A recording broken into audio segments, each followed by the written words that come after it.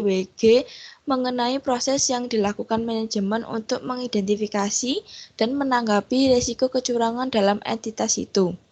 Dan yang terakhir, komunikasi manajemen dengan karyawan. Jika ada tentang pandangan manajemen mengenai praktik-praktik bisnis dan perilaku etis. Yang kedua yaitu mengenai pengamatan dan inspeksi. Di sini observasi atau pengamatan mempunyai dua fungsi, yaitu untuk mendukung prosedur kepada manajemen dan pihak-pihak lain dan menyediakan informasi tambahan mengenai entitas dan lingkungannya. Yang selanjutnya yaitu prosedur analitikal. Prosedur analitikal ini digunakan sebagai prosedur penilaian risiko yang membantu mengidentifikasi hal-hal yang mempunyai implikasi terhadap laporan keuangan dan audit. Nah, di sini di samping sebagai prosedur penilaian risiko, prosedur analitikal itu juga digunakan sebagai audit selanjutnya dalam memperoleh bukti mengenai absensi laporan keuangan, melakukan review menyeluruh atas laporan keuangan, dan juga dari hasil prosedur analitikal itu dibandingkan dengan informasi yang dikumpulkan gunanya untuk mengidentifikasi risiko salah saji yang material mengenai absensi yang terkandung dalam unsur-unsur laporan keuangan yang signifikan. Yang kedua ya membantu merancang sifat, waktu, dan luasnya prosedur audit selanjutnya. Next.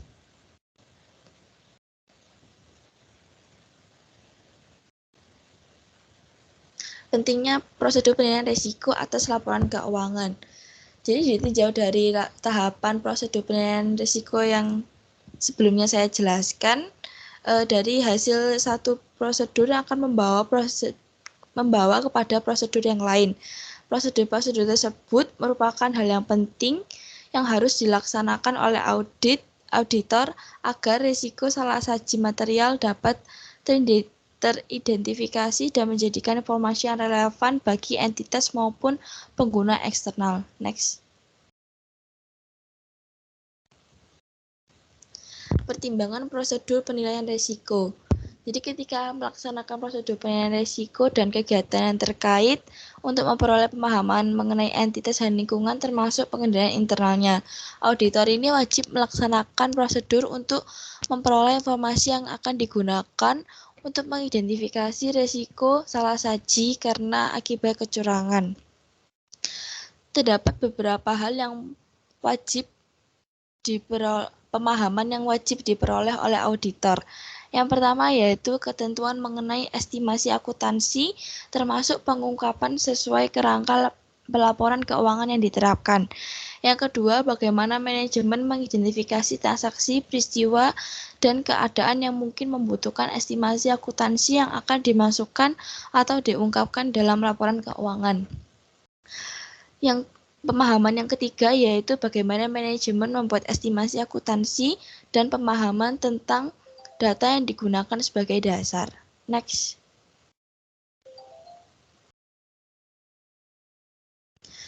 Macam-macam risiko. Yang pertama yaitu risiko audit laporan keuangan. Di sini auditor harus mempertimbangkan sifat dan kualitas manajemen. Ada beberapa sifat. Yang pertama yaitu sifat dan kualitas manajemen yang mengandung risiko audit. Yang kedua, sifat industri dan operasi yang mengandung risiko audit. Yang ketiga, sifat penugasan audit yang mengandung risiko audit laporan keuangan. Untuk mengurangi risiko tersebut, audit wajib mendapatkan asersi LK yang berupa pernyataan manajemen tentang eksistensi, kelengkapan, hak dan kewajiban, keevaluasi dan alokasi dan penyajian dan pengungkapan sebagai akun dan pos penting laporan keuangan. Next.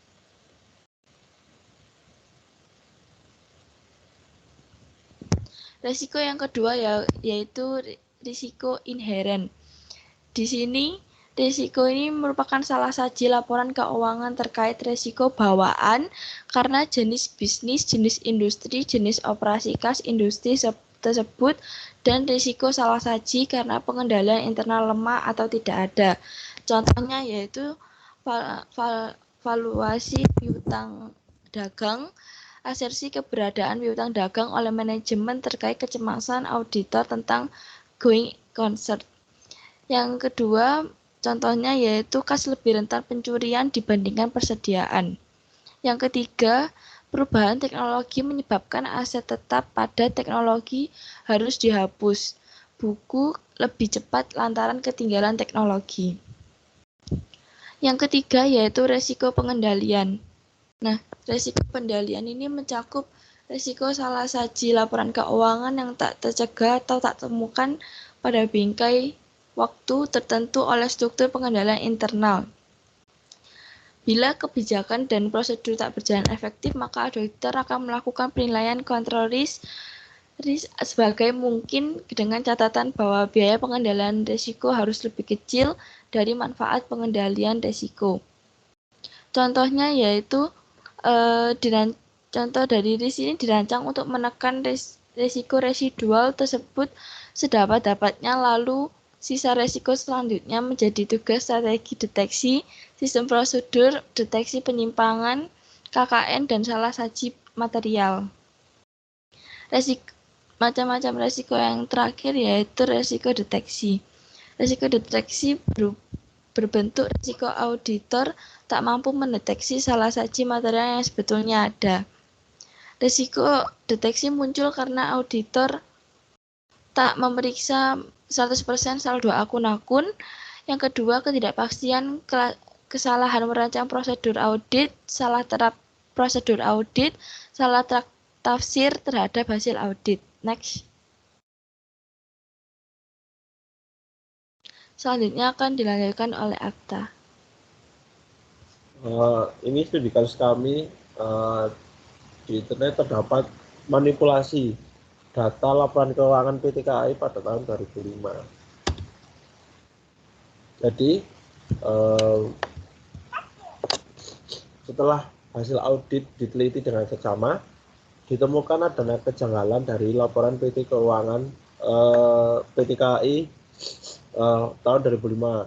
Nah, tapi sebelum itu PT KAI ini terdeteksi adanya kecurangan dalam penyajian laporan keuangan. Ini merupakan suatu bentuk penipuan yang dapat menyesatkan investor dan stakeholder lainnya. Kasus ini juga berkaitan dengan masalah pelanggaran kode etik profesi akuntansi. Diduga terjadi manipulasi data dalam laporan keuangan PT KAI tahun 2005. Perusahaan BUMN itu dicatat meraih keuntungan sebesar 6,9 miliar.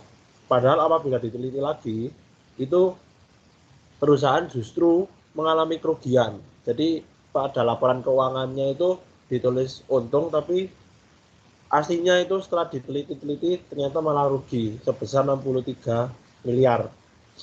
Hal tersebut telah diketahui setelah dilakukan pengauditan audit terhadap laporan keuangan PT KAI untuk tahun 2003 dan tahun-tahun sebelumnya itu dilakukan oleh BPK, sedangkan untuk di tahun 2004 diaudit oleh BPK dan akuntansi publik.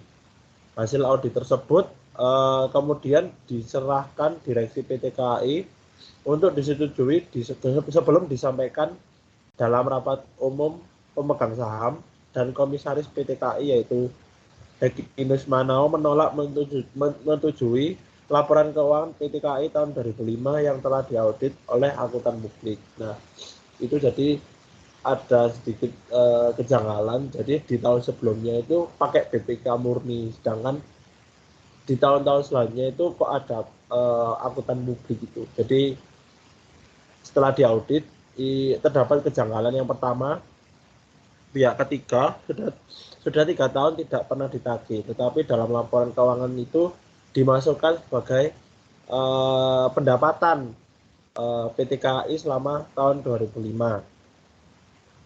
Kewajiban PT KAI untuk membayar surat ketetapan atau SKW pajak pertambahan nilai sebesar 95,2 miliar yang diterbitkan oleh Dirjen Pajak pada akhir 2003 disajikan dalam laporan keuangan sebagai piutang atau tagihan kepada beberapa pelanggan yang seharusnya menanggung beban pajak itu.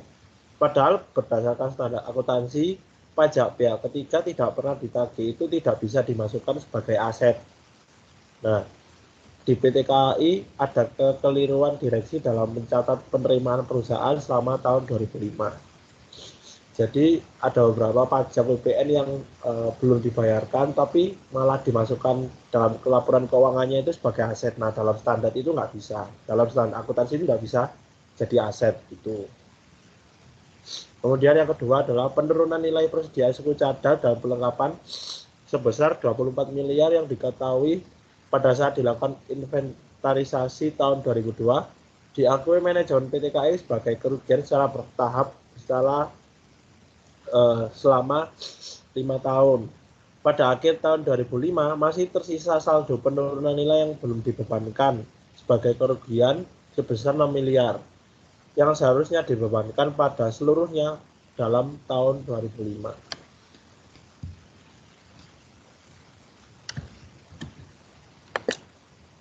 Terus yang ketiga, kejanggalan yang ketiga adalah bantuan pemerintah yang belum ditentukan statusnya dengan modal total nilai kumulatif sebesar 674,5 miliar dan penyertaan modal negara sebesar 70 miliar oleh manajemen PT KAI disajikan dalam neraca per 31 Desember 2005 sebagai bagian dari hutang. Kemudian yang keempat, manajemen PT KAI tidak melakukan pencadangan kerugian terhadap kemungkinan tidak tertagihnya kewajiban pajak yang seharusnya telah dibebankan kepada pelanggan pada saat jasa angkutannya diberikan PT KAI tahun 1998 sampai 2003. Kasus PT KAI berawal dari pembukuan yang tidak sesuai dengan standar yang telah ditetapkan. Sebagai akuntan sudah selayaknya menguasai prinsip akuntansi berterima umum sebagai salah satu penerapan etika profesi. Kesalahan karena tidak menguasai prinsip akuntansi berterima umum bisa menyebabkan masalah yang sangat menyesatkan. Laporan keuangan PT KAI tahun 2005 disinyalir telah memanipulasi pihak-pihak tertentu. Banyak terdapat kejanggalan yang sudah disebutkan dalam laporan keuangannya. Dari informasi yang didapat, sejak tahun 2004, laporan PT KAI diaudit oleh kantor akuntan publik, berbeda dengan tahun-tahun sebelumnya yang melibatkan BPK sebagai auditor perusahaan kereta api tersebut. Hal itu menimbulkan dugaan kalau kantor akuntan publik yang mengaudit laporan PT KAI melakukan kesalahan. Nah, itu dugaannya dan ternyata memang ada kejanggalan-kejanggalan. Kemudian analisis masalahnya, kasus laporan keuangan PT KAI dilakukan oleh manajemen PT KAI dan ketidakmampuan kantor akuntan publik dalam mengidentifikasi terjadinya manipulasi. Yang pertama, melakukan analisis 5 question approach. Yang pertama, memakai profitable. Nah, pihak yang diuntungkan adalah PT KAI karena kinerja keuangan perusahaan tersebut seolah-olah baik karena ditulisnya laba kan, bukan rugi. Seharusnya kan rugi 63 miliar, tapi dalam laporan keuangan tersebut ditulisnya laba. Jadi PT KAI-nya seolah-olah memiliki kinerja yang baik pada tahun 2005. Di sisi lain, pihak kantor akuntan publiknya itu diuntungkan karena di mana memungkinkan memperoleh fee atau mendapatkan biaya tambahan khusus karena memberikan opini wajar tanpa pengecualian. Kemudian yang kedua adalah question approach legal. Jadi PT KAI ini melanggar pasal 90 Undang-Undang Nomor 8 tahun 95 tentang pasar modal. Dalam kegiatan perdagangan efek, setiap pihak dilarang secara langsung maupun tidak langsung menipu atau mengelabui pihak lain dengan menggunakan sarana atau cara apapun. Turut serta menipu atau mengelabui pihak lain dan membuat pernyataan tidak benar mengenai fakta yang material atau tidak mengungkapkan fakta yang material agar pernyataan yang dibuat tidak menyesatkan mengenai keadaan yang terjadi pada saat pernyataan dibuat dengan maksud menguntungkan atau menghindarkan kerugian untuk diri sendiri atau pihak lain dengan tujuan mempengaruhi pihak lain untuk membeli efek atau menjual efek. Jadi PT KAI ini melanggar aturan yang seharusnya itu nggak boleh laporan keuangannya dimanipulasi agar orang-orang itu membeli efeknya dari PTKI itu nggak boleh. Jadi PTKI melanggar undang-undang tersebut. Nah, untuk dari ini yang PTKI-nya ya. Terus yang dilanggar oleh kantor akuntan publiknya itu satu, ada FIR, itu perbuatan manajemen PTKI merugikan publik atau masyarakat dan pemerintah. Nah, kenapa kok publik? Karena dirugikan karena memperoleh informasi yang menyesatkan, kan salah. Jadi sehingga keputusan diambil berdasarkan informasi keuangan PTKI itu tidak akurat, karena laporannya juga tidak akurat. Gitu. Kemudian yang dirugikan juga pemerintah. Kenapa kok dirugikan? Karena dengan rekayasa keuangan tersebut maka pajak yang diterima pemerintah dari PTKI itu lebih kecil. Itu. Kemudian ada melanggar right atau hak publik, dirugikan karena investor memperoleh informasi yang menyesatkan.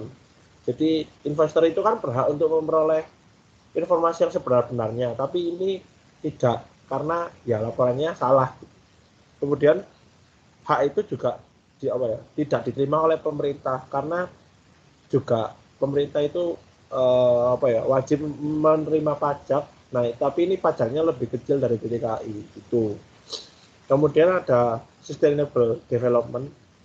Rekayasa yang dilakukan manajemen PTKI ini bersifat jangka pendek dan bukan jangka panjang, karena hanya menginginkan keuntungan atau laba untuk kepentingan pribadi atau manajemen itu. Nah, kemudian ada prinsip etika yang dilanggar. Yang pertama ada beberapa. Yang pertama adalah tanggung jawab profesi.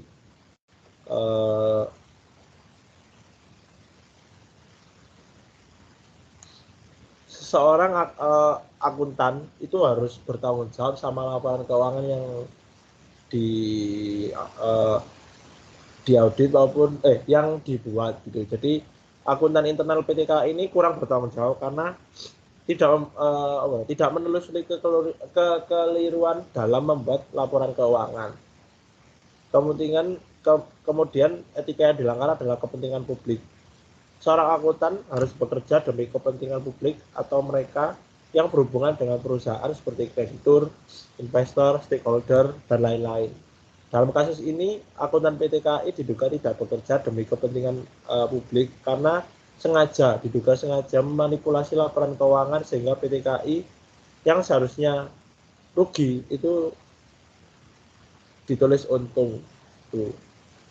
Kemudian integritas, di mana akuntan harus bekerja dengan profesionalisme yang tinggi. Dalam kasus ini, akuntan PTKI tidak menjaga profesionalismenya itu karena diduga telah melakukan manipulasi laporan keuangan. Kemudian juga melanggar objektivitas, di mana harus akuntan itu harus bersifat objektif dan independen. Dalam kasus ini itu diduga tidak, karena manipulasi itu. Jadi pasti banyak pihak-pihak yang menyarankan buat labanya itu dinaikkan padahal rugi dan sebagainya gitu-gitu. Kemudian yang ketiga, kompetensi dan kehati-hatian profesional. Akuntan dituntut untuk melaksanakan profesinya itu dengan hati-hati, kompetensi dan ketekunan, serta mempunyai kewajiban untuk mempertahankan pengetahuan dan keterampilan profesionalnya pada tingkat yang diperlukan. Dalam kasus ini, PTKI tidak melaksanakan kehati-hatian profesional sehingga terjadi kesalahan pencatatan yang mengakibatkan PTKI yang seharusnya rugi malah jadi untung. Kemudian terakhir, perilaku profesional. Akuntan sebagai profesional dituntut untuk berperilaku konsisten selaras dengan reputasi profesi yang baik dan menjauhi tindakan yang dapat mendiskreditkan profesinya. Nah, dalam kasus ini kan berarti akuntannya itu dianggap jelek karena melakukan kesalahan dalam melakukan laporan keuangan. Kemudian ada sikap yang diambil Nah, ini dari dua pihak. Yang pertama ada manajemen PT KAI, akuntan internalnya. Yang kedua adalah kantor akuntan publiknya. Nah, dalam manajemen PT KAI-nya itu melakukan koreksi atas salah saja atas pajak pihak tiga yang dimasukkan sebagai aset, penurunan nilai persediaan suku cadang, dan perlengkapan yang belum dibebankan. Kemudian bantuan pemerintah yang seharusnya disajikan sebagai bagian modal perseroan. Kemudian meminta maaf kepada stakeholder dan investor lainnya melalui konferensi pers dan berjanji tidak mengulangi kesalahan yang sama di masa yang akan datang. Kemudian sikap yang diambil oleh kantor akuntan publiknya itu melakukan jasa profesional sesuai SPAP, di mana anggota harus berperilaku konsisten dengan reputasi profesionalnya. Kemudian melakukan koreksi atas opini yang telah dibuat atau atas kejanggalan-kejanggalan yang telah disebutkan di atas. Kemudian yang ketiga adalah melakukan konferensi pers untuk mengungkapkan bahwa oknum yang melakukan kesalahan sehingga menyebabkan opini di atas itu menjadi benar gitu. Jadi bukan semua dari kantor akuntan publik, tapi hanya oknum-oknum saja. Jadi itu yang tindakan yang diambil oleh manajemen PT KAI dan kantor akuntan publik. Nah, ini kesimpulannya. Proses penilaian risiko merupakan hal yang cukup penting dan krusial bagi perusahaan. Banyak hal yang harus diperhatikan, mulai dari pertimbangan hingga kondisi-kondisi yang harus diteliti dengan benar. Prosedur penilaian risiko akan memberikan bukti audit untuk mendukung penilaian risiko pada tingkat laporan keuangan. Namun, bukti itu saja tidak cukup. Bukti dari prosedur penilaian risiko harus dilengkapi dengan prosedur audit lanjutan yang merupakan tanggapan atas risiko yang sudah diidentifikasi, seperti pengujian pengendalian dan prosedur substansi. Baik, terima kasih atas waktunya. Kami buka sesi pertanyaan. Yang ingin bertanya silakan angkat tangan.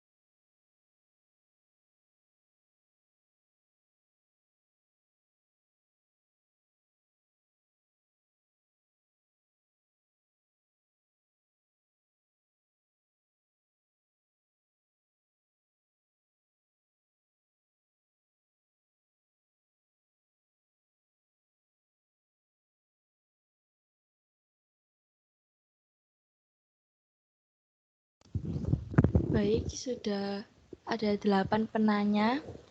Kami membuka 3 sesi. Sesi yang pertama dipersilahkan. Sesi pertama terdiri dari 3 orang penanya. Yang pertama yaitu Maggie, dipersilahkan menyampaikan pertanyaannya. Baik, terima kasih atas kesempatan yang diberikan. Nama saya Maggie, NIM 12201005. Saya mau bertanya bagaimana cara melakukan identifikasi risiko. Terima kasih. Baik, terima kasih atas pertanyaannya. Selanjutnya dipersilahkan Mike untuk menyampaikan pertanyaan. Baik, terima kasih atas kesempatannya. Nama saya Mika Tinanda, NIM 12201007. Ingin bertanya, faktor apa saja sih yang mempengaruhi kecukupan bukti audit? Terima kasih. Baik, terima kasih atas pertanyaannya. Selanjutnya dipersilahkan Nabila untuk menyampaikan pertanyaan. Baik, terima kasih atas kesempatannya. Saya Nabila Maungkina, NIM 122010008. Saya izin bertanya, bagaimana kewajiban auditor jika manajemen belum cukup menangani risiko yang signifikan? Terima kasih. Baik, terima kasih atas pertanyaannya. Kami tampung dulu dan berdiskusi. Mohon ditunggu jawabannya.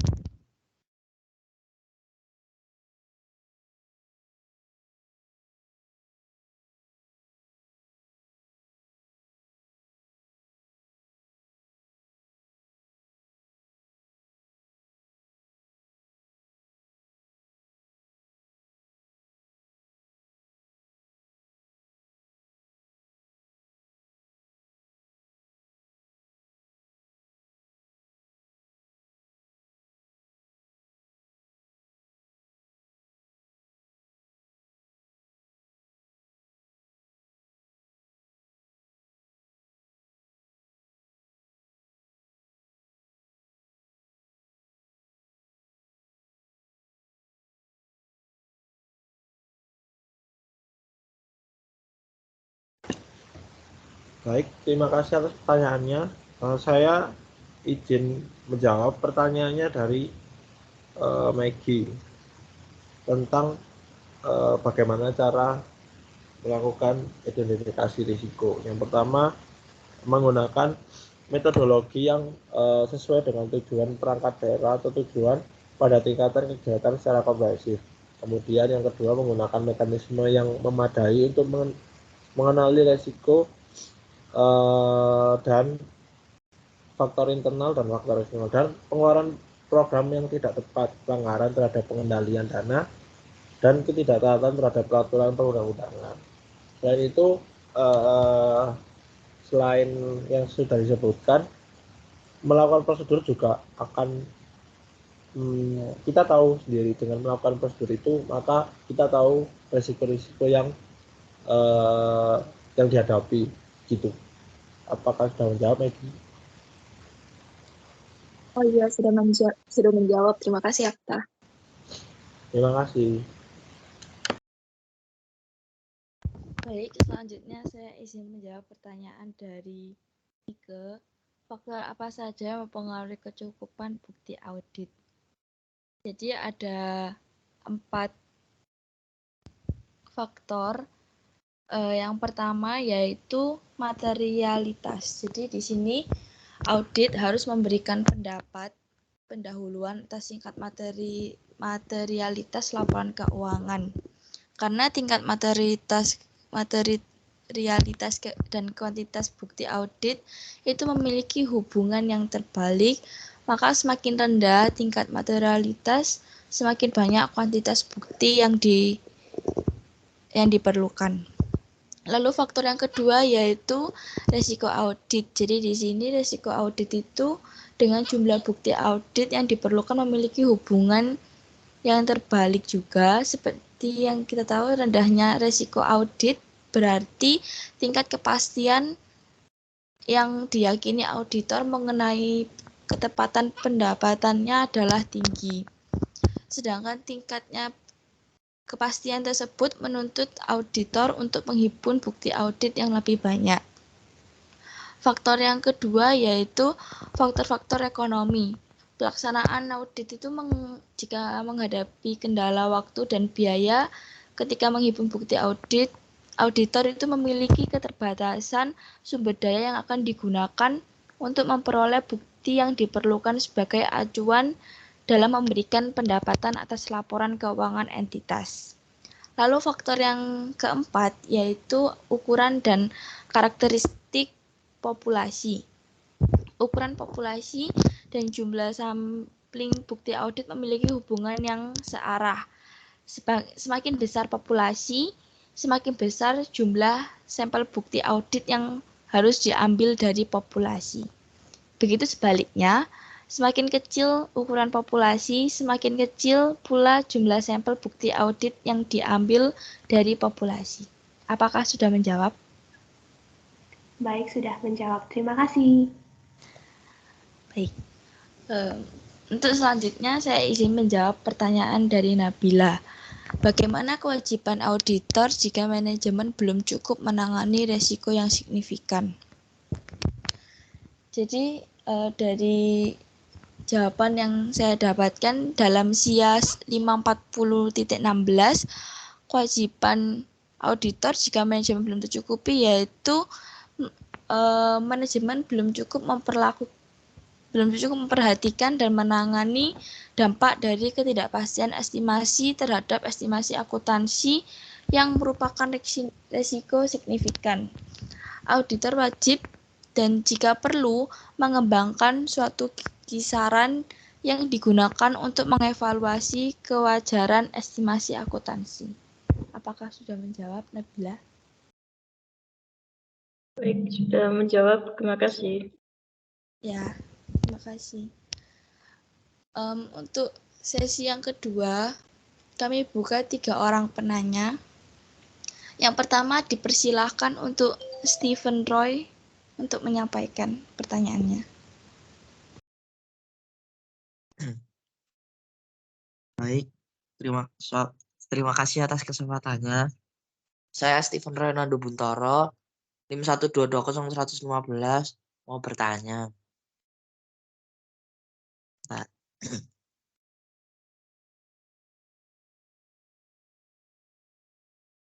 Langkah-langkah yang dapat kita lakukan untuk menentukan penilaian resiko itu apa saja ya?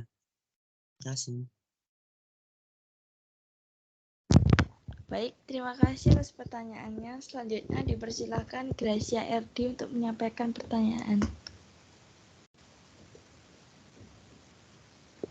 Terima kasih atas kesempatannya. Saya Gracia dengan NIM 12201003 mau bertanya untuk memperoleh pemahaman mengenai entitas dan lingkungannya di penilaian risiko. Pemahaman apa yang auditor wajib peroleh? Terima kasih. Baik, terima kasih atas pertanyaannya. Selanjutnya dipersilakan Raihan Arya untuk menyampaikan pertanyaan.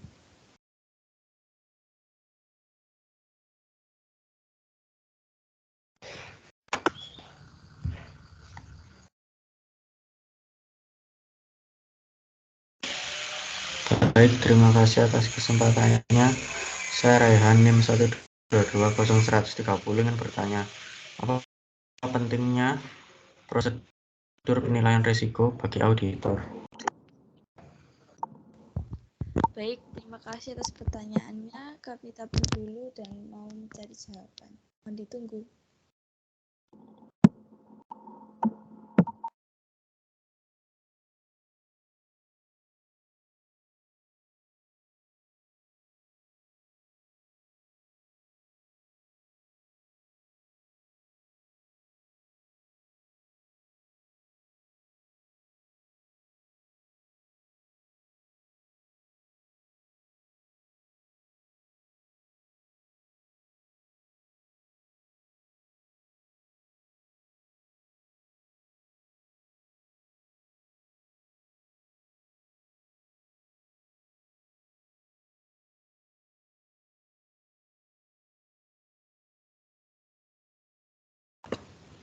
Izin menjawab untuk pertanyaannya dari Grace, pemahaman apa yang diperlukan oleh auditor. Nah, yang pertama itu pemahaman tentang ketentuan mengenai estimasi akuntansi, termasuk pengungkapannya sesuai dengan kerangka pelaporan keuangan yang diterapkan. Kemudian yang kedua, pemahaman yang kedua adalah bagaimana manajemen mengidentifikasi transaksi, karena setiap manajemen kan pasti beda-beda caranya. Yaitu bagaimana manajemen itu mengidentifikasi transaksi, peristiwa, dan keadaan yang mungkin membutuhkan atau dibutuhkan estimasi akuntansi yang dimasukkan atau diungkapkan dalam laporan keuangan. Kemudian juga wajib juga menanyakan kepada manajemen tentang perubahan keadaan yang mungkin memerlukan estimasi akuntansi baru atau melakukan revisi atas estimasi akuntansi yang ada.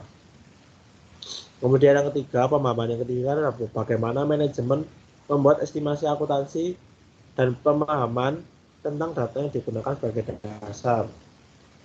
Kemudian yang keempat, ada tiga. Nah, itu adalah pemahaman yang harus diperlukan oleh auditor. Apakah menjawab? Gracia? Sangat menjawab, Abna. Terima kasih. Terima kasih. Kemudian saya akan menjawab tentang pertanyaan Stephen. Langkah-langkahnya yang pertama adalah mengumpulkan semua informasi mengenai bahaya yang ada di tempat kerja. Kemudian melakukan inspeksi secara langsung untuk menemukan potensi bahaya yang ada di tempat kerja. Jadi pertama adalah mengumpulkan informasi dulu, kemudian langsung inspeksi atau observasi tentang bahayanya. Kemudian melakukan identifikasi, setelah menemukan itu diidentifikasi. Kemudian diinvestigasi. Kemudian terkait dengan situasi darurat dan aktivitas non rutin. Jadi terdapat dua jenis, yaitu yang tidak darurat, yang satunya adalah darurat. Kemudian ini yang langkah selanjutnya adalah menentukan yang situasi darurat. Yang terakhir adalah dikelompokkan sifat-sifat mana yang risiko-risiko mana yang sudah diidentifikasi. Ditentukan juga prioritas bahayanya, kemudian ditentukan juga bagaimana mengendalikan bahayanya. Seperti itu. Apakah sudah jelas? Sudah, terima kasih. Terima kasih. Baik, selanjutnya saya izin menjawab pertanyaan dari Raihan. Apa pentingnya prosedur penilaian risiko bagi auditor? Jadi seperti yang sudah kami jelaskan di awal, penilaian risiko itu kan bertujuan untuk mengidentifikasi dan menilai risiko salah saji dalam laporan keuangan. Maka auditor wajib melakukan prosedur penilaian risiko untuk mengidentifikasi dan menilai risiko salah saji material pada tingkat laporan keuangan dan pada tingkat asersi. Dan auditor itu perlu melakukan prosedur penilaian risiko yang cukup untuk mengidentifikasi risiko bisnis dan risiko kecurangan yang bisa berdampak pada salah saji material. Dan auditor itu juga perlu menyelidiki dengan seksama keadaan yang menimbulkan keraguan tentang kemampuan entitas melanjutkan usahanya. Jadi ketika melaksanakan prosedur penilaian risiko ini, auditor itu wajib mempertimbangkan apakah ada peristiwa atau kondisi yang membuat kemampuan entitas untuk mempertahankan bisnisnya diragukan. Apakah sudah menjawab? Sudah, terima kasih. Ya, sama-sama. Baik, yang terakhir sesi yang ketiga, ada 2 penanya, dipersilahkan Zoraneta untuk menyampaikan pertanyaannya. Baik, terima kasih atas kesempatannya. Saya Zoraneta, NIM 33. Saya mau bertanya, adakah resiko inheren yang pernah terjadi dan bagaimana menurut kelompok menyelesaikan resiko yang sudah terjadi tersebut? Terima kasih. Baik, terima kasih atas pertanyaannya. Untuk penanya yang terakhir, dipersilahkan Ricio untuk menyampaikan pertanyaannya. Baik, terima kasih atas kesempatannya kepada kelompok. Saya Ricio dengan NIM 122010009 mau bertanya. Jika auditor menginginkan untuk mengurangi risiko audit, cara apa yang bisa ditempuh oleh auditor tersebut? Terima kasih. Baik, atas pertanyaannya kami izin mencari jawaban.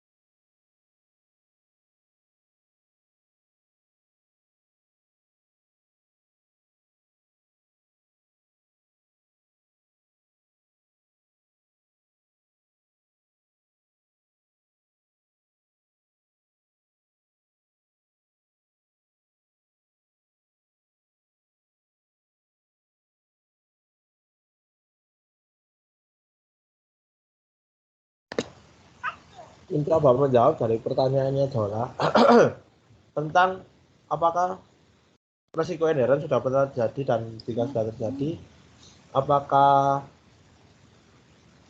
bagaimana caranya? Pertama, resiko inherent itu adalah resiko yang bawaan karena jenis bisnis atau jenis industri atau jenis operasi industri. Jadi resiko inherent ini resiko bawaan tergantung dari jenis bisnis tersebut. Nah, contoh-contoh yang sudah pernah terjadi seperti perubahan teknologi ini sering banget kayak semisal contoh industri makanan gitu. Industri makanan itu dalam pencatatan akuntansinya sebelum industri makanan rumahan ya. Sebelumnya melakukan pencatatan itu secara manual gitu loh, secara manual. Nah, kemudian adanya datang teknologi baru untuk membantu pencatatan keuangannya. Jadi ada perubahan teknologi yang menyebabkan aset tetapnya itu harus dihapus buku lebih cepat lantaran ketinggalan teknologi. Jadi teknologinya itu sudah tidak berlaku dan ada teknologi baru gitu. Jadi harus diganti gitu. Nah, auditor melakukan langkah yaitu ditulis harus dihapus buku. Jadi mengganti gitu, harus mengganti akun yang teknologi yang lama menjadi teknologi yang baru. Itu salah satu contohnya. Banyak sekali contohnya. Apakah sudah menjawab? Neta? Tadi kayaknya gimana? Gak ada ya? Udah bawaan gitu. Ya, jadi resiko inherent itu resiko yang menjadi resiko bawaan dari setiap bisnis gitu. Oke, terima kasih. Ya, terima kasih, Neta. Baik, selanjutnya saya izin menjawab pertanyaan dari apa yang dapat dilakukan auditor jika ingin mengurangi risiko audit.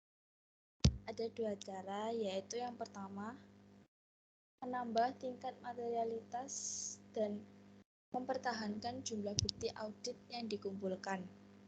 Yang kedua, menambah jumlah bukti audit yang dikumpulkan dengan tingkat materialitas yang tetap dipertahankan. Apakah sudah menjawab, Cio? Baik, sudah menjawab, Jenny. Terima kasih. Terima kasih atas pertanyaan yang telah teman-teman berikan. Mohon maaf bila ada kesalahan menjawab. Sekian presentasi dari kami. Terima kasih. Saya kembalikan ke Pak Daniel.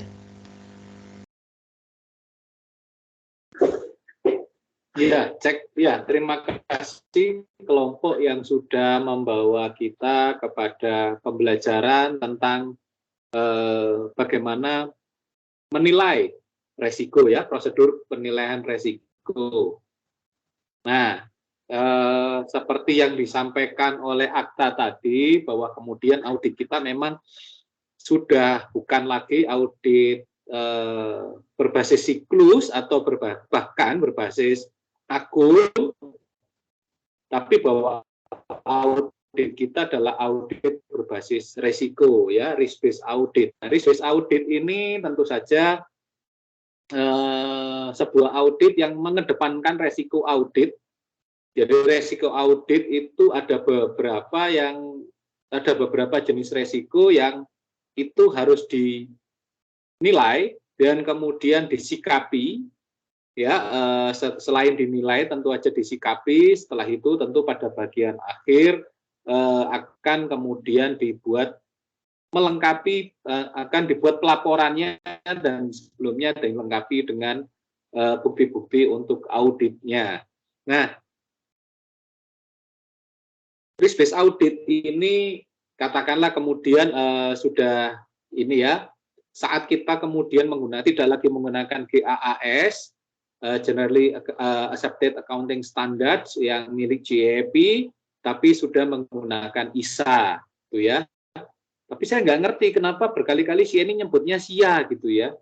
Masih terkenang-kenang dengan mata kuliah SIA rupanya ya, ISA ya, International Standard on Auditing gitu ya, bukan SIA gitu ya.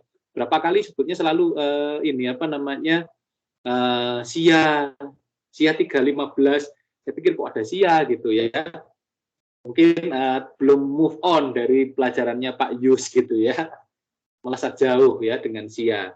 Oke, nah ya walaupun nanti kita pasti akan belajar tentang SIA. Jadi auditor audit pasti kemudian tidak bisa lepas dari sistem informasi akuntansi. Karena salah satunya itu resiko yang melekat, itu resiko inherent, itu adalah resiko sistem informasi akuntansi. Nah, bahwa kemudian sebelum masuk ke lebih jauh, saya ini komentari dari makalahnya kawan-kawan ya. Jadi kemudian makalahnya teman-teman di sini itu kesalahannya masih kesalahan yang berulang. Jadi kesalahan yang ada di saya jadi hafal karena sebelumnya kan maju ini ya kelompok ini kesalahannya masih berulang gitu ya. Seperti contohnya ada banyak istilah asing yang belum diitalikan ya, belum dimiringkan. Kemudian ada beberapa singkatan yang harusnya itu diberi kepanjangannya dulu di awal-awal itu ya, itu tidak diberi singkatan, langsung singkatan, tidak diberi kepanjangan ya. Jadi orang akan, kalau kemudian orang awam itu kemudian membaca apa itu TCWG, apa itu kemudian KKN, jadi kemudian bisa berperspektif berbeda ya. KKN itu kan bisa saja kuliah kerja nyata gitu ya, bukan korupsi, kolusi, nepotisme. Nah, kemudian kata-kata kunci, terus kemudian di bab 5 itu menyebutnya itu kesimpulan, padahal bab 5 itu adalah penutup, baru 5.1 itu adalah simpulan ya, bukan kesimpulan. Oke, ada hal-hal yang lain yang secara ini ya, secara belum sesuai dengan panduan penulisan untuk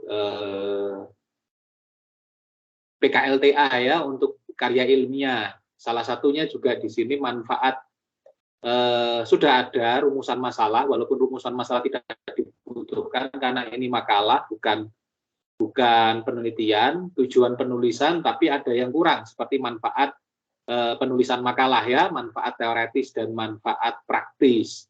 Nah, hal yang lain yang perlu diperhatikan itu masih banyak menggunakan bullet ya, dash atau strip itu ya.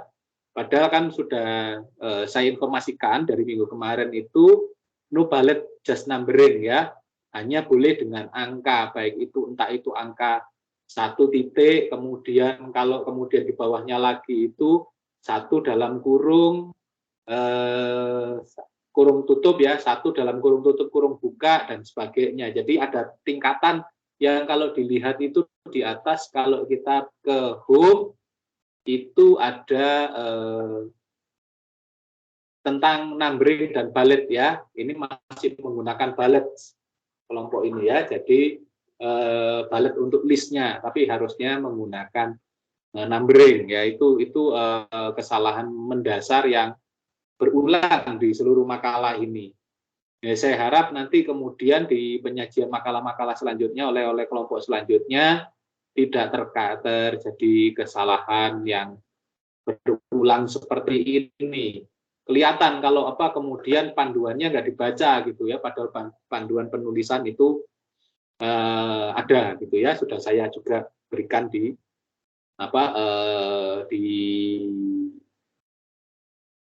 Teams gitu ya.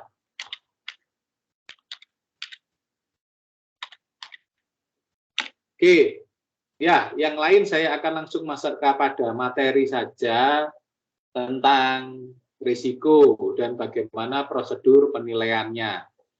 Ya, jadi kelompok ini mengawali dengan proses pengertian dan prosedur penilaian risikonya. Kalau saya agak berbeda karena saya ngomong risikonya dulu. Nah, bahwa risiko yang kita ketahui itu sebenarnya ada 3, bahwa kemudian 1 yang disajikan oleh kelompok ini sesuai dengan ISA itu adalah risiko resiko laporan keuangan. Nah, resiko laporan keuangan itu resiko yang memang harus diperhatikan secara khusus oleh auditor, karena auditor itu pekerjaannya adalah melakukan audit terhadap laporan keuangan. Pertama itu adalah resiko inherent, ya, resiko yang melekat di dalam perusahaan. Nah, resiko yang melekat ini kita ketahui itu terkait dengan proses bisnis dari perusahaan itu sendiri. Kalau dikatakan bahwa kemudian bahwa ini terhubung dengan sistem informasi akuntansinya, ya, karena proses bisnis kan bagian dari apa ya? Kalau kita belajar SIA itu kan di awal-awal ya proses bisnis. Jadi proses bisnis sebuah industri itu berbeda dengan industri yang lain. Manufaktur dengan ciri khasnya itu adalah bahan baku menjadi bahan setengah jadi dan bahan jadi. Terus kemudian kalau jasa itu tidak ada persediaan bahan baku, dan kalau kemudian retail itu ada persediaan tapi persediaannya adalah barang untuk dijual. Itu menyebabkan bahwa kemudian ketiga jenis industri ini pasti berbeda ininya sistem informasi akuntansinya. Demikian pula kalau kemudian satu perusahaan, sama-sama perusahaan jasa, sama-sama katakanlah perusahaan jasa perbankan, ya, yang kita contohkan itu katakanlah ada dua bank, katakanlah satunya bank swasta murni, satunya bank BUMN, Himbara, ya, himpunan bank negara, ya, BUMN. Itu pasti kemudian proses bisnisnya agak berbeda. Katakanlah kalau kita masuk ke BNI itu kan semuanya ada gitu, hampir semuanya ada gitu ya. Itu asuransinya, terus kemudian perbankannya ada semua gitu lengkap. Tapi kalau kemudian kita melihat seperti BCA kan minimalis gitu, yang ada di bawah itu deretan ATM, kemudian ada customer service, di bawah naik lantai selanjutnya atau di bagian selanjutnya baru ketemu teller. Sedangkan yang back office-nya sama sekali tidak kelihatan. Nah, itu akan sangat berbeda kalau kemudian di BNI yang relatif terbuka, semuanya ada, bisa kita lihat dan semuanya bisa kita akses. Nah, itu adalah seperti itu berarti proses bisnisnya pasti berbeda satu perusahaan dengan perusahaan yang lain. Kita tidak ngomong industrinya berbeda, bahkan yang perusahaannya jenis sama, tapi perusahaannya berbeda, manajemennya berbeda, itu pasti kemudian proses bisnisnya itu pasti berbeda satu dengan yang lain. Nah, apa yang terjadi? Maka prosedur dalam melakukan penilaiannya juga berbeda. Pendekatannya mungkin sama caranya, tapi secara strateginya jadi mungkin akan relatif cukup berbeda. Contohnya kelompok ini menjelaskan bagaimana bahwa kemudian salah satunya bagaimana kalau kita ingin tahu mengetahui resiko inherent proses bisnis, selain kita melakukan observasi, kita masuk ke perusahaan untuk mengamati bagaimana proses bisnis itu, kita perlu melakukan wawancara. Wawancaranya bisa saja ke manajemen, ya, bertanya kepada manajemen seperti apa proses bisnisnya, seperti apa kemudian tahapan-tahapan pekerjaannya. Bisa juga bertanya kepada yang lain, auditor sebelum ini gitu ya, auditor yang sebelum kita ya menjadi audit. Jadi ada banyak cara yang kita lakukan dengan kemudian tidak hanya berobservasi, melihat apa yang ada di lapangan, tetapi juga kemudian melakukan diskusi, melakukan tanya jawab kepada siapapun yang terlibat dalam proses operasi bisnis itu. Bahkan kita tanya ke konsumennya, klien juga boleh untuk melihat bagaimana proses bisnisnya. Nah, bisa juga kemudian bertanya kepada yang lebih tinggi lagi, kepada TCWG, Judge Charge with Governance, mereka yang bertanggung jawab pada tata kelola, ya, kepada sistem satuan pengendalian internal, kepada auditor internal, bahkan kepada direksi dan kepada ini kepada komisaris bila diperlukan. Ya kalau perusahaannya cukup kecil, tidak terlalu besar, mungkin itu bisa dilakukan. Tapi kalau perusahaannya besar, apalagi komisarisnya itu kelasnya seperti BUMN, itu kan rata-rata komisarisnya itu menteri, politisi, ya mungkin agak repot ya, sulit menemuinya. Jadi kemudian bisa dilakukan pada tingkatan direksi. Bagaimana kemudian melihat budaya yang ada di dalam, bagaimana termasuk kemudian budaya organisasinya yang ada di dalam ya, bagaimana relasi antar bawahan dan atasan, bagaimana juga kemudian kemungkinan gaya kepemimpinan, ada saja gaya kepemimpinan yang mungkin orangnya suka potong kompas ya, kalau di sini override ya, manajemen override, seperti yang disajikan oleh kelompok ini. Tapi bisa juga bahwa kemudian sangat hierarkis. Karena apa? Ternyata komisarisnya, direkturnya itu mantan pegawai negeri atau mantan tentara gitu ya, hierarkis. Nggak bisa. Jadi satu harus naik ke atas, satu lagi, satu disetujui baru naik ke atas.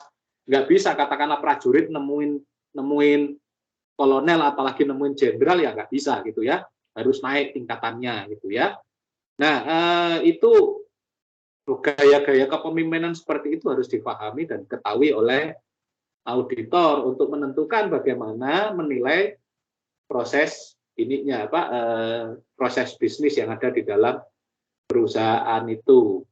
Terus kemudian bisa saja tanya ke pegawai-pegawai kunci atau kepada bahkan bertanya langsung kepada karyawan yang ada atau bahkan kepada konsumen. Nah, dua kegiatan ini harus dilakukan, pasti dilakukan. Ya.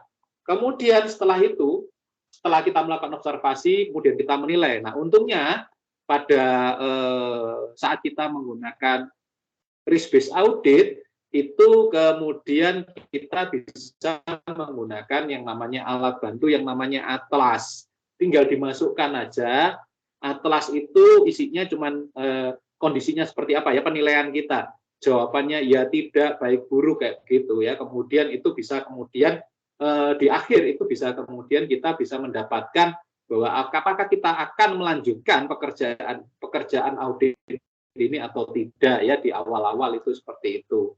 Atau kalaupun sudah dimasukkan, seberapa besar resikonya itu muncul, termasuk seberapa besar kebutuhan kita untuk melakukan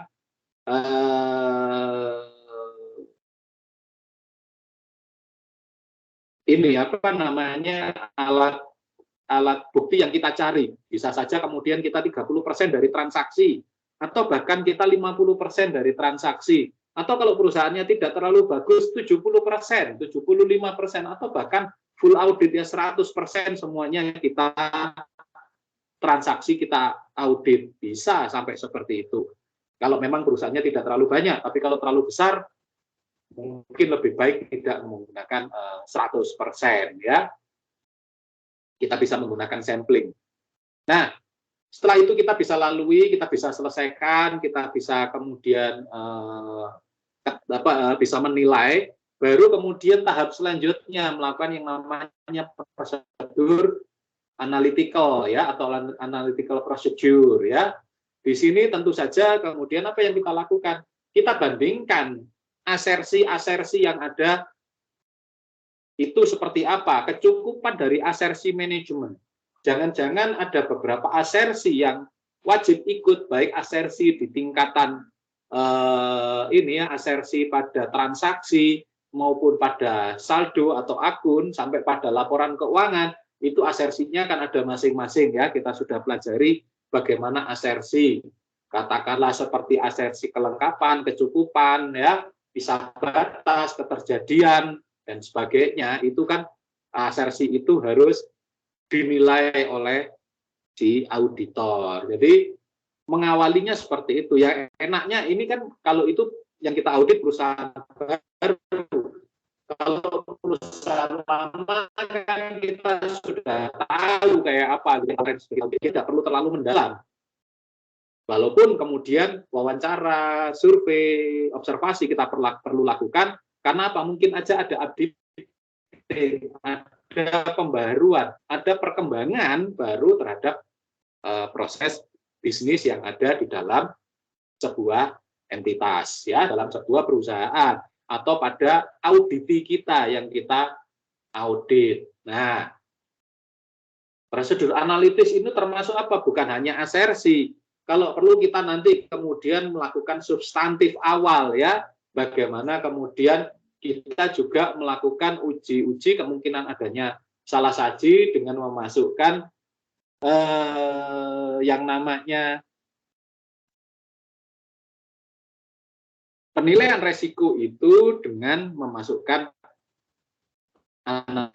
analisis laporan keuangan.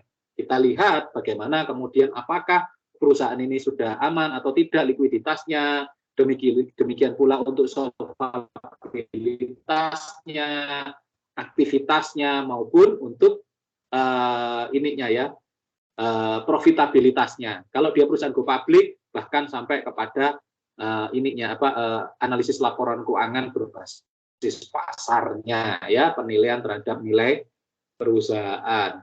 Nah, itu harus kita lakukan sampai ke sana. Kalau memang kita belum tahu, tapi kalau kita katakanlah sudah memeriksa mereka tahun kemarin, tahun ini kita tinggal melanjutkan, ya kita lengkapi aja yang belum kita ketahui, ya. Tapi seperti asersi itu tetap kita harus update terus-menerus, ya. Nah, kemudian yang lain lagi tentu saja kita harus melakukan yang namanya resiko terhadap resiko pengendalian. Nah, resiko terhadap sistem pengendalian itu kita bisa lihat dari yang disebut CNI tadi, sering-sering ya menyebut SIA, ya, sistem informasi akuntansi. Bagaimana apakah kemudian adanya pisah batas atau tidak? Bagaimana apakah ada pemisahan fungsi gitu ya?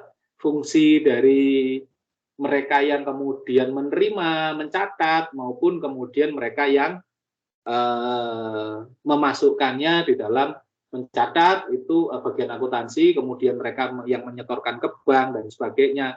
Kalau itu kas, kalau itu gudang, kemudian siapa yang pesan, siapa yang membeli, siapa yang kemudian melakukan pengecekan, itu juga harus diketahui gitu ya. Jadi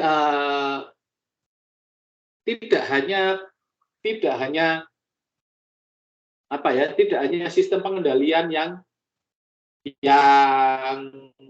seperti itu yang umum, tapi termasuk juga pengendalian secara khusus kita bisa teliti, ya, kita lihat bahwa kemudian katakanlah contohnya seperti kemudian bagaimana orang-orangnya bekerjanya, apakah kemudian sudah bekerja dengan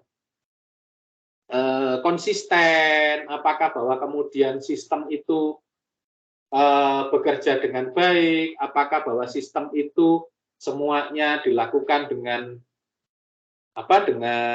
pasti gitu ya, satu orang dengan yang lain itu melakukan pekerjaannya dengan baik, bahwa kemudian hal-hal yang terhubung dengan sistem pengendalian itu dilakukan, termasuk pengendalinya. Jadi apakah auditornya atau katakanlah satuan pengendalian internalnya, ya belum kita ngomong internal audit, satuan pengendalian internalnya itu melakukan pengendalian dengan seksama, apakah bahwa kemudian mereka juga sudah melakukan pekerjaannya dengan baik, dengan kemudian sudah melakukannya secara cukup, memadai, tepat waktu, dan sebagainya.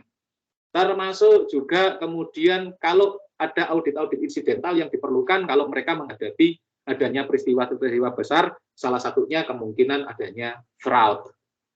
Nah, hal itu yang perlu diperhatikan oleh si SPI, ya, oleh Satuan Pengendalian Internal. Nah, hal seperti itu perlu menjadi perhatian bagi auditor, ya, dalam melakukan menilai resiko.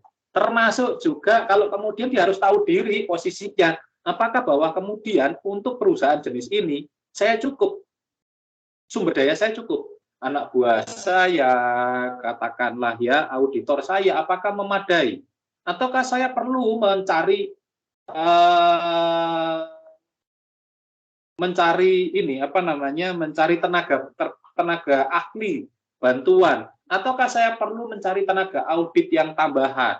Nah, biasanya enaknya kalau kantor akuntan publik, karena banyak mahasiswa yang magang, itu tenaga magang itu yang biasanya kita sering pergunakan untuk praktik gitu ya. Entah apa itu praktik yang ada di kantor akuntan publik maupun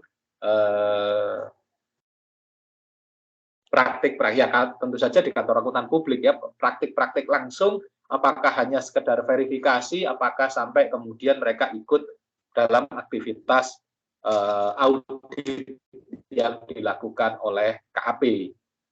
Nah, itu sangat mungkin terjadi, sangat mungkin dilakukan untuk menambah tenaga bantuan, termasuk salah satunya bisa saja dia menambah bantuan tenaga ahli, mencari auditor yang memang ahli di bidangnya.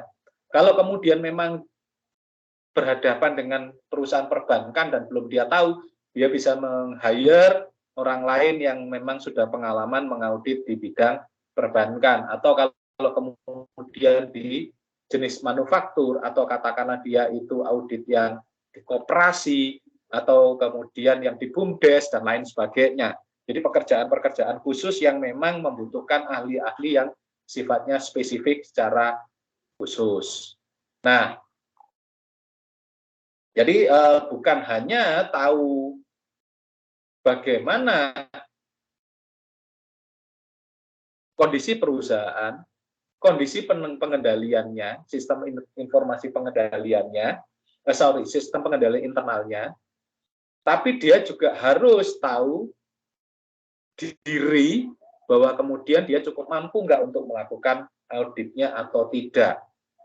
Nah, baru kemudian kita melihat resiko pada laporan keuangan secara keseluruhan, ya, termasuk salah satunya adalah urusan dengan laporan keuangan, catatan atas laporan keuangan, estimasi laporan keuangan, ya, estimasi akuntansi yang ada di dalam laporan keuangan, terus kemudian resiko salah saji, ya, resiko jangan sampai adanya fraud, sistem yang salah, dan hal-hal yang lain yang terkait dengan penyajian laporan keuangan itu atau dari pelaporan keuangannya. Nah, itu yang perlu diketahui secara khusus oleh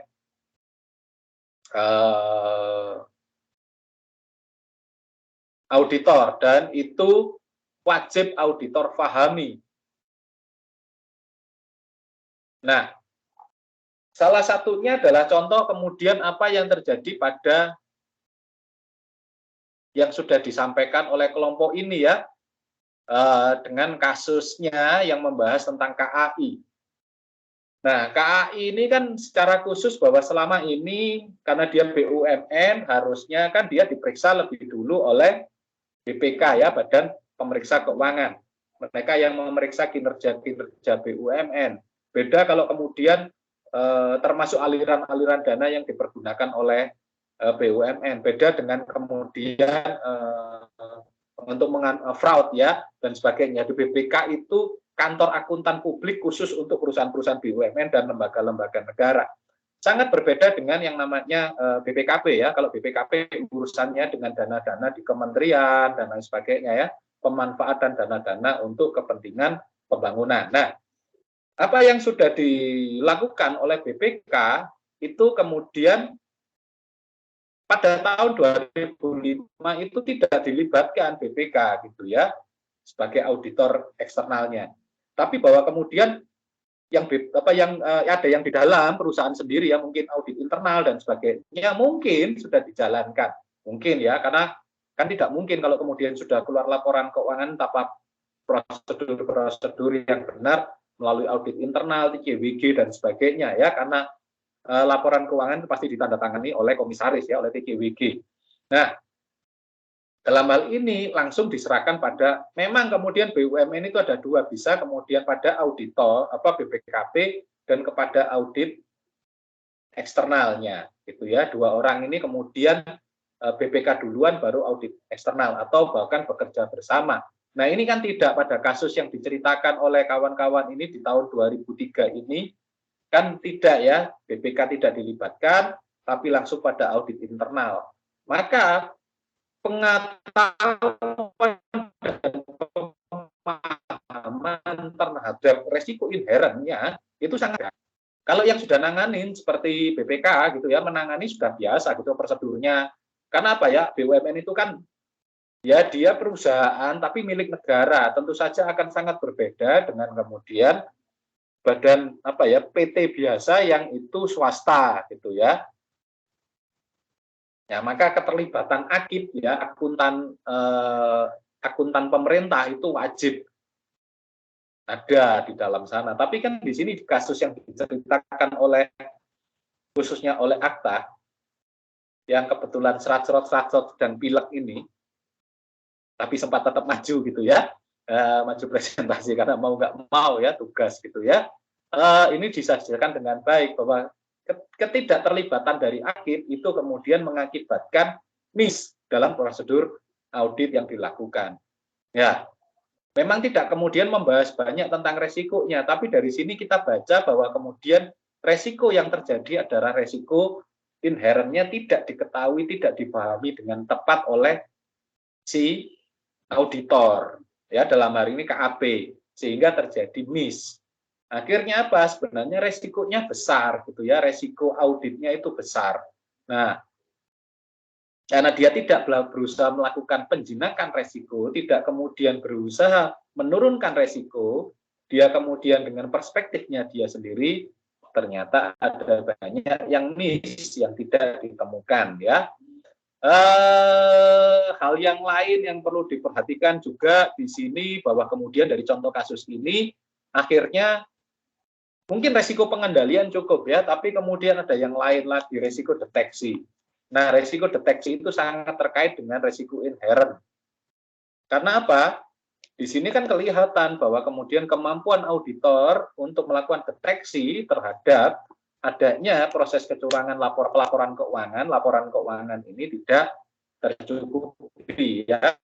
Bahwa kemudian yang seharusnya rugi ditulis laba. Nah, itu kan akhirnya kan ya jadi apa ya,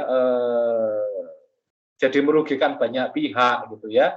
Tentu saja ini menguntungkan bagi siapa? Menguntungkan manajemen, karena manajemennya dianggap baik karena prestasinya baik, padahal dia sebenarnya merugi ya. Nah, akibatnya ada banyak yang kemudian KAI itu yang seharusnya rugi tapi menjadi laba, walaupun dia harus bayar pajak tapi pajaknya tidak besar. Tapi ada hal yang lain, kepercayaan dari pemegang saham itu jadi menurun. Ya, 2003 kan KAI belum diperbaiki ya, belum diperbaiki dengan baik dan benar ya, tahun 2000, mulai dari tahun 2011, tahun 2010-an lah PT KAI berbenah dan kemudian menjadi seperti sekarang ya, kita masuk stasiun kereta api serasa masuk bandara gitu ya.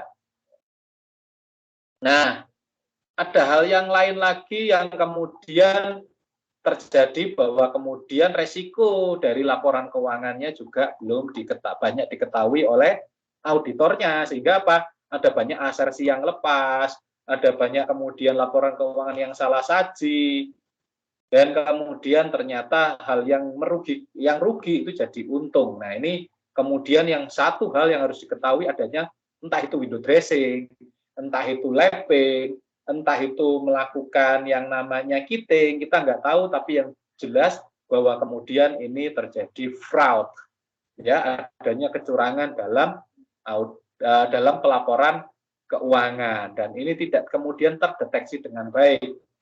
Apalagi kemudian ternyata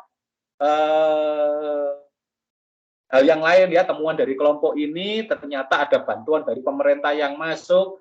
Terus kemudian atau katakanlah itu kan penyertaan dari negara, itu seharusnya adalah penyertaan itu adalah modal, tapi ternyata diakui sebagai utang.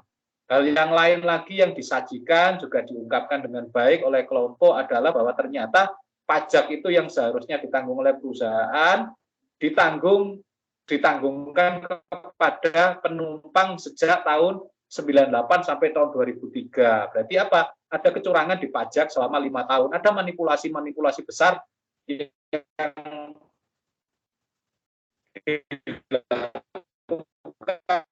selama tahun-tahun gitu ya. Nah,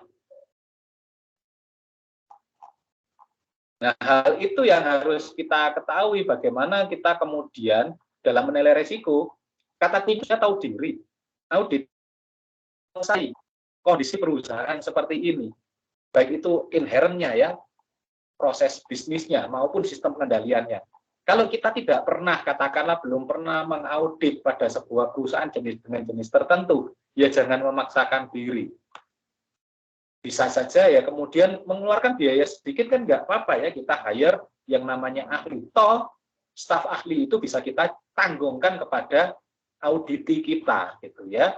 Nah ini menyangkut pertanyaan yang ditanyakan oleh Rikio, bagaimana menangani resiko,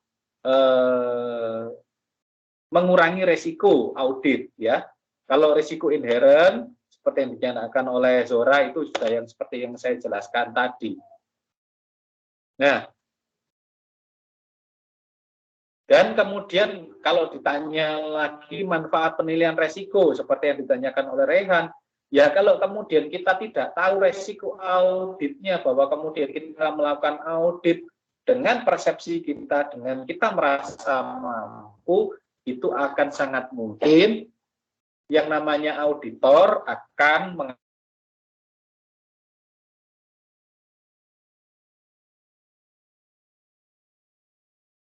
kualitas audit yang turun mengakibatkan apa? Ternyata laporan itu menjadi salah, menyimpang. Ya, contohnya seperti yang ada ini kan harusnya rugi malah jadi untung. Nah, itu hal-hal yang kemudian harus dilakukan oleh audit. Atau kalau tidak, ternyata kita melakukan audit dengan apa ya? Karena kita ada kebutuhan, biayanya kecil, tapi ternyata pekerjaan auditnya jadi begitu besar sehingga kita harus banyak melakukan mengerahkan tenaga kerja dan sumber daya yang lebih luas.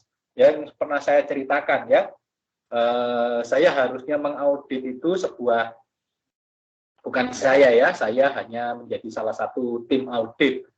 Pekerjaan itu yang semestinya kita perkirakan cukup 1 bulan itu bisa kita selesaikan.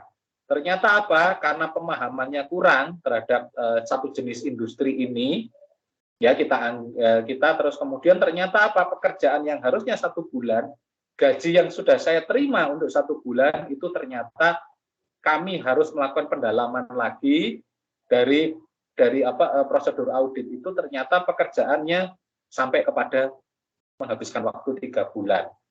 Akhirnya apa? Yang 1 bulan dibayar, 1 bulan itu selanjutnya ya, bulan kedua itu kami kerja bakti, bulan ketiga itu sudah tekor. Jadi pendapatan yang 1 bulan ini habis, gitu ya, bahkan tidak cukup. Katakanlah 1 bulan itu ya cukup untuk hidup 2 bulan, ternyata habis semuanya, dan yang 1 bulan terakhir kami tekor. Tapi karena ini urusannya dengan kualitas audit, ya mau nggak mau tetap kami lakukan, kami kerjakan, karena tidak mau bahwa pekerjaan kami dianggap serampangan gitu ya. Nah itu terjadi, bisa terjadi, dan ya kalau kemudian menghadapi audit baru seperti itu, karena kita belum paham benar tentang kondisi yang ada di dalam ya, baik proses bisnisnya, baik pengendaliannya, baik orang-orangnya. Tapi kalau sudah jalan tahun kedua itu sudah aman ya, karena kita sudah kenal, relatif tahu. Tahun ketiga lebih aman lagi karena kita sudah banyak yang kita bisa ketahui dari perusahaan, dan masukan-masukan kita yang kita berikan harapannya sudah diperbaiki sehingga kita tinggal menyisakan audit-audit yang belum terselesaikan gitu ya. Jadi ya sama seperti orang membuat bangunan yang audit itu ya. Kalau awal-awal yang namanya awal kan kita membuat fondasi itu kan jadi yang paling susah. Kalau fondasinya salah kan yang di atas, tembok yang ke atas itu kan pasti akan salah, entah miring, entah tidak siku dan sebagainya. Tapi kalau fondasinya sudah benar di awal tahun pertama kita melakukan audit, itu ya aman sampai kemudian 3 tahun selanjutnya ya. Aturan yang dulu kan 3 tahun AP itu akuntan publik, KAP-nya itu boleh 6 tahun. Nah sekarang sepertinya PMK itu saya kurang tahu, saya dengar aja, belum tahu pastinya. Isunya kan sekarang audit AP itu bisa sampai 5 tahun melakukan audit ya, akuntan publiknya ya, seseorang katakanlah saya gitu ya memeriksa satu perusahaan dulu maksimal 3 tahun, sekarang bisa sampai 5 tahun. Nah, itu yang menjadi kata kunci. Nah, kalau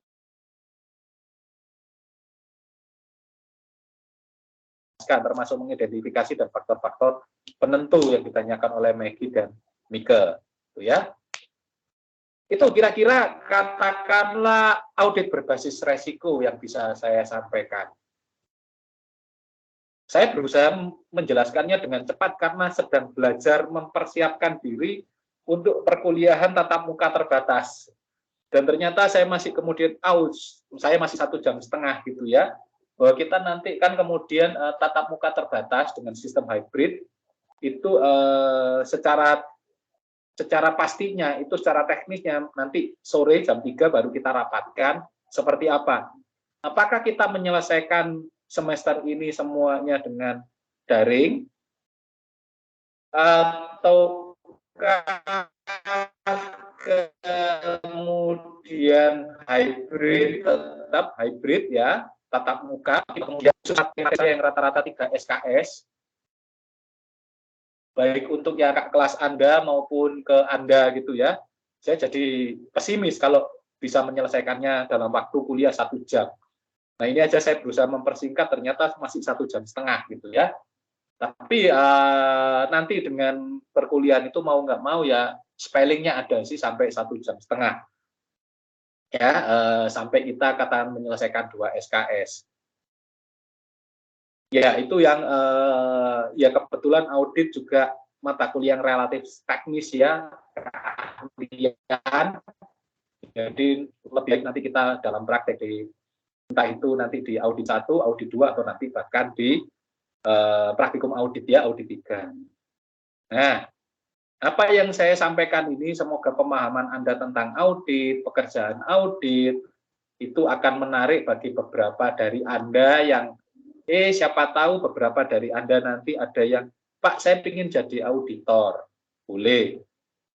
Pak magangnya di mana, saya akan bantu ya untuk Anda jadi. Ini saya ada di luar kota ya, saya tinggal menyesuaikan kotanya ya. Di Balikpapan ada, Malang, Surabaya pasti ya. Tapi kalau ditanya, Pak saya ada di Kediri atau saya ada di Banyuwangi, ya belum ada ya kantor akuntan publiknya. Mungkin ada, tapi dia kantor cabang aja ya. Kalau praktek sebaiknya di kantor pusatnya lebih enak gitu ya. Kita langsung dapat pemahaman dan ilmunya langsung dari auditor-auditor yang berpengalaman serta pembelajaran sharing-sharing dari kawan-kawan ini ya, universitas yang ada di sekitar sini ya. Entah itu bertemu dengan kawan-kawan dari UB, dari ABM, dari UMM, itu bisa saja kerja bareng. Nah,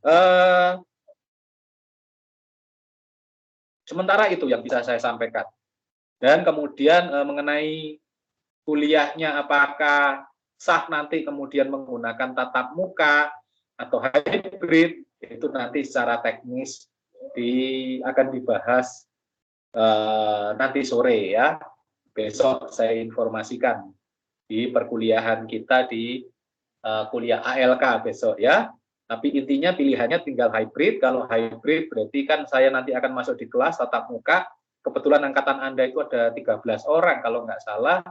Nah, nanti bagaimana kemudian mekanismenya di kelas. Nah, saya kebatasan karena laptop saya tidak bisa untuk ini, untuk dipergunakan untuk Teams. Saya bisanya menggunakan ini ya, menggunakan handphone. Ya nggak apa-apa kalau kemudian handphone itu terpaksa kuliah itu handphone gitu ya, tapi kelas Anda nanti itu di ELAIS. LAIS itu kelas yang besar yang isinya untuk 40 orang. Nanti 13 orang ya, terpaksa kuliahnya agak dekat ya, mungkin bentuknya melingkar di depan gitu ya. Saya yang di depan, yang presentasi tetap kalau ada yang maju ya presentasi di tempat. Kalau kebetulan mereka lagi hadir, kalau kemudian presentasinya online ya dengan online. Yang jadi bingung saya mikirnya kalau ternyata satu kelompok ini satunya itu ingin kuliah tatap muka, yang satunya itu ingin kuliahnya daring ya. Apa yang terjadi ya nggak apa-apa, presentasinya yang satu di depan, yang satunya itu dengan menggunakan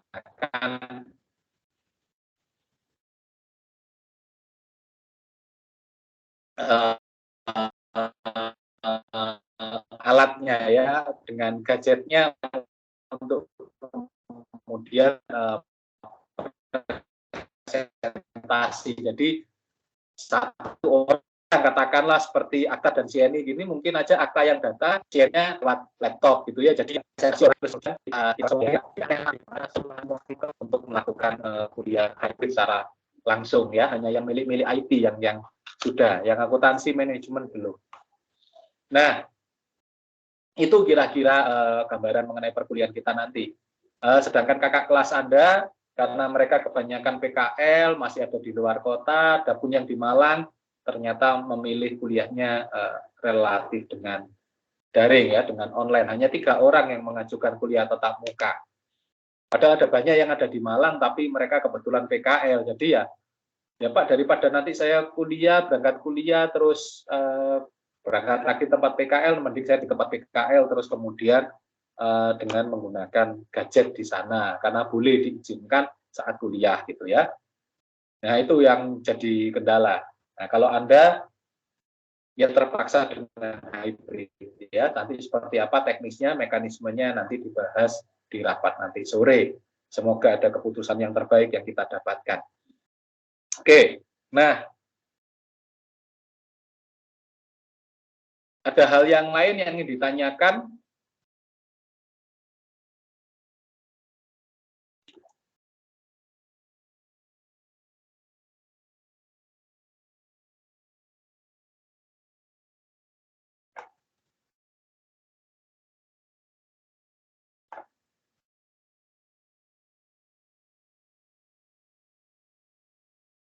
Oke, kalau tidak ada yang ditanyakan, saya akan akhiri dan cukupkan pertemuan kita hari ini. Dan kemudian kita akan tutup dengan doa untuk mendapatkan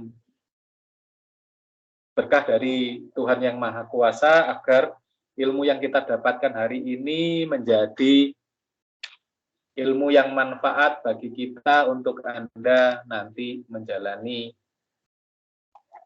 kehidupan nyata ya, entah itu di dunia kerja maupun di dunia usaha atau di dunia profesional sekalipun ya. Kita akan tutup, kita akan berdoa menurut iman kepercayaan masing-masing, berdoa dipersilahkan.